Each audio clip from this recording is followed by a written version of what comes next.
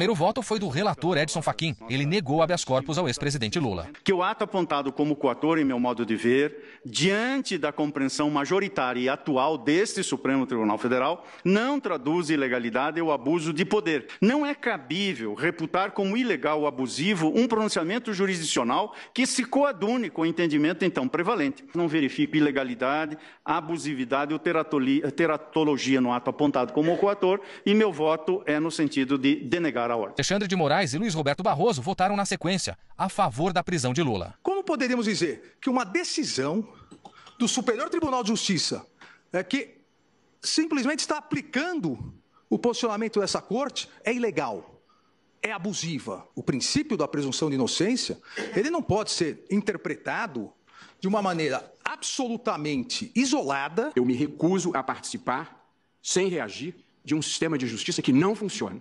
E quando funciona, é para prender menino pobre, geralmente primário. Se nós voltarmos atrás, essas transformações que nós finalmente estamos conseguindo no Brasil, com atraso, mas não tarde demais, elas vão regredir.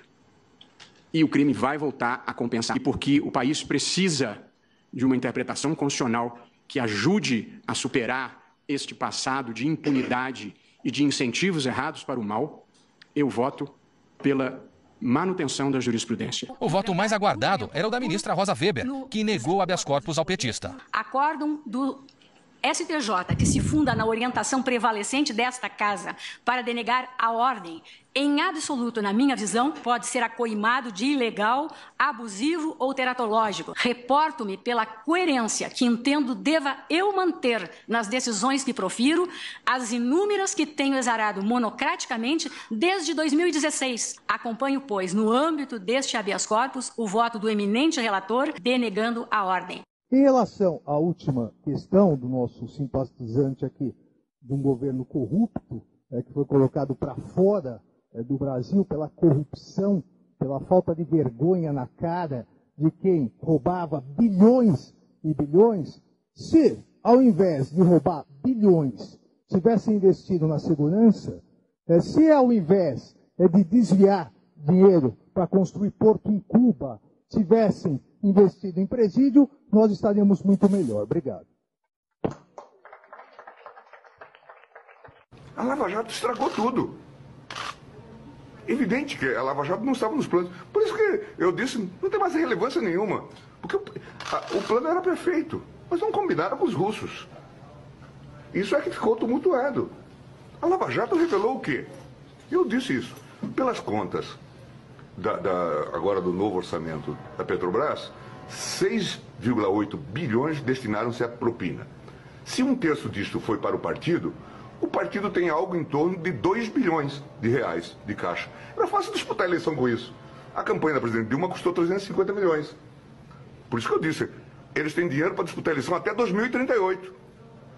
E deixariam os caraminguados para os demais partidos. Era uma forma fácil de se eternizar no poder.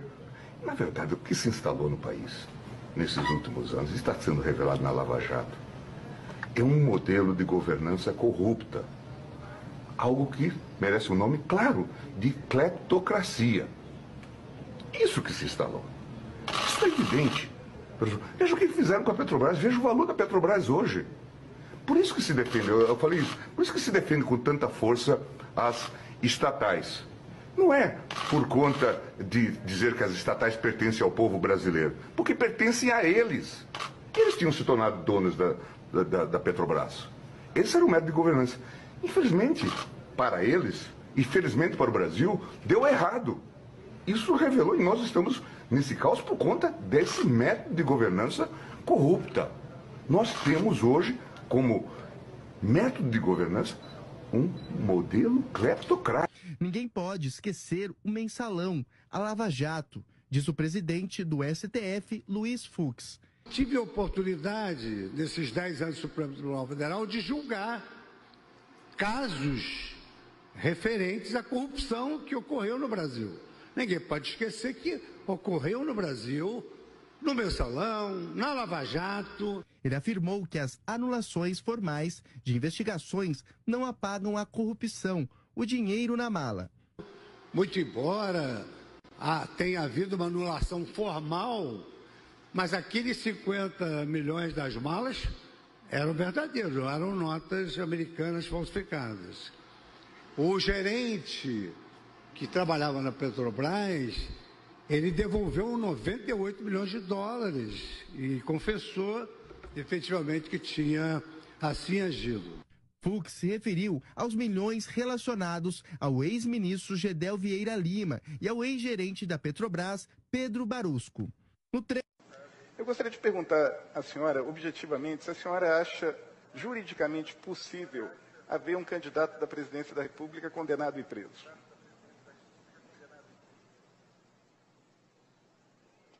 O direito brasileiro não permite que haja, pela lei da ficha limpa, o registro válido daquele que tenha sido condenado a partir de um órgão colegiado, ou seja, basicamente de segunda instância. Ou seja, a senhora está dizendo que... Juridicamente é isso que se tem no Brasil. Uma candidatura, então, de um sujeito condenado em segunda instância, ela não poderá existir. É o que tem prevalecido na jurisprudência da Justiça Eleitoral brasileira.